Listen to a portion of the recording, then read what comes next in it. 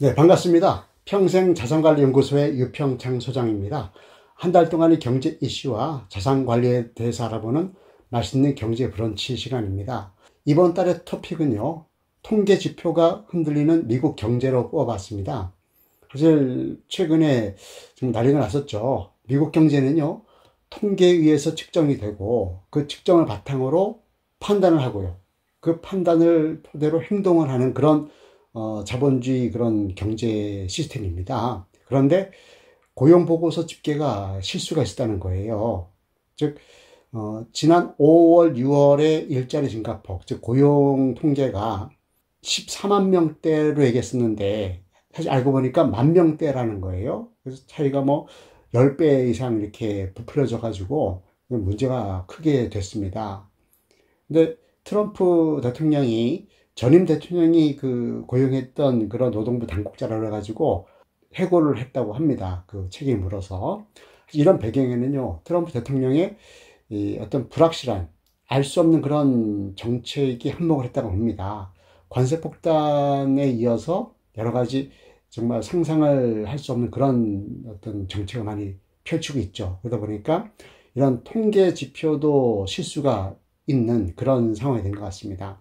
자, 미국에 있는 투자자라든가 기업들은요, 주요 통계 지표를 가지고 의사결정을 합니다. 그게 고용보고서라든가 물가지수라든가 소매 판매 통계 이런 것들이에요. 이런 것들이 지금 실수가 뭐 2만 점은 아니죠. 엄청난 그런 판단을 미스할 정도의 그런 실수가 있어가지고 큰 소동이 일었습니다. 그런데 이 파급 효과가 어떻게 나타나냐면요. 고용 지표가 좋다고 느꼈는데 나빠진 거잖아요. 알고 보니까. 그래서 금리 인하가 거의 확실시 된다. 이런 얘기를 하는 거예요. 즉, 패드, 즉, 미국 중앙은행이죠. 패드에서 9월 달에 기준금리를 낮출 확률이 84%다라는 얘기가 있고요. 그리고 올해 안에, 얼마 안 남았지만 2번 이상 기준금리를 낮출 것이다. 이런 전망이 나옵니다. 어떤 이제 일이 생기냐면요.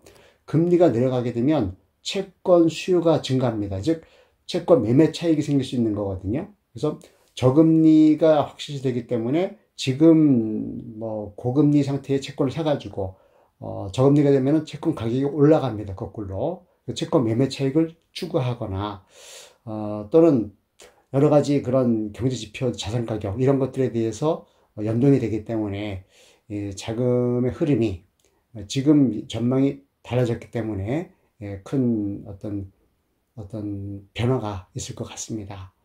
아무튼 금리가 내려간다는 것은 우리나라 입장에서는 좋은 일이죠. 왜냐하면 가계부채라든가 기업의 어떤 부채 이런 부분들이 감소되기 때문에 그만큼 소비 여력이 생길 수 있다. 그리고 미국의 어떤 달러의 가치가 떨어지겠죠. 금리가 내려가게 되면. 그러면 원달러 환율도 좋아지는, 즉 1달러에 1,400원대가 1달러에 1,300원, 1,200원대로 내려갈 수 있는 그런 기대도 해볼 수 있겠습니다.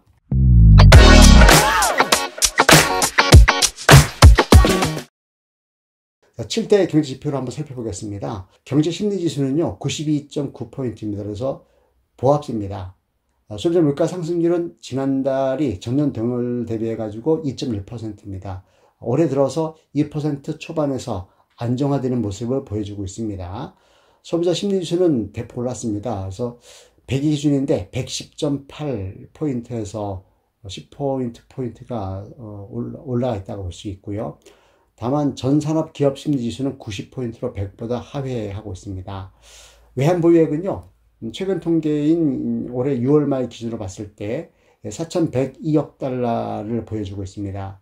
아직 4천억 달러가 깨지는지 말든지는 어떤 우려가 있었는데 좀 선방하고 있다고 볼 수 있겠습니다.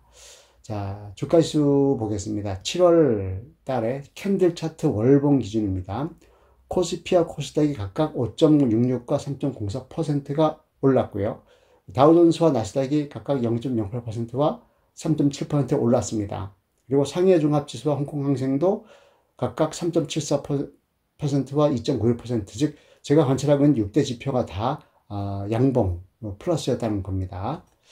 금리를 보면은요, 7월달 평균으로 봤을 때 3년 만기 국고채 수익률이 2.454%입니다. 그래서 그전달에 비해서는 0.013%포인트 올랐지만 2% 중반대, 즉 우리 기준금리와 어깨를 나란히 하고 있다고 볼 수 있겠고요. 상호주축 예금금리는 3.0% 해서 강보합세를 보이고 있고요. 대출의 기준금리죠. 코픽스 금리는 잔액 기준이 3.07%, 그리고 신규 취급의 기준이 2.54%에서 각각 0.07%포인트와 0.09%포인트가 내려서 가계부채 부담이 좀 감소하고 있다, 이렇게 볼 수가 있겠습니다. 환율은 여전히 강세입니다. 지난달 원달러 환율 평균이 1366원 28전입니다. 그래서 그전달에 비해서는 14원 정도가 올랐습니다. 통화량 보면은요, M2 총통화죠. 6.5%에서 그전달에 비해서는 0.8%포인트 올랐고요. 투자자 예탁금은 64.63조에서 68.68조로 중폭 강세를 보였고요. 물론 지난달 평균입니다. 코스피 주식거래 대금도 14.91조 원에서 14.98조 원으로 강보합세를 보이고 있습니다. 주식형 펀드 잔액은요, 좀 대폭 올랐습니다. 그래서 143조에서 156조로 상당히 많이 올랐죠. 원자재 보면은요, 지난달 평균으로 봤을 때 두바이유가 배럴당 73달러 25센트에서 그전달에 비해서는 약 6달러 정도 올랐고요.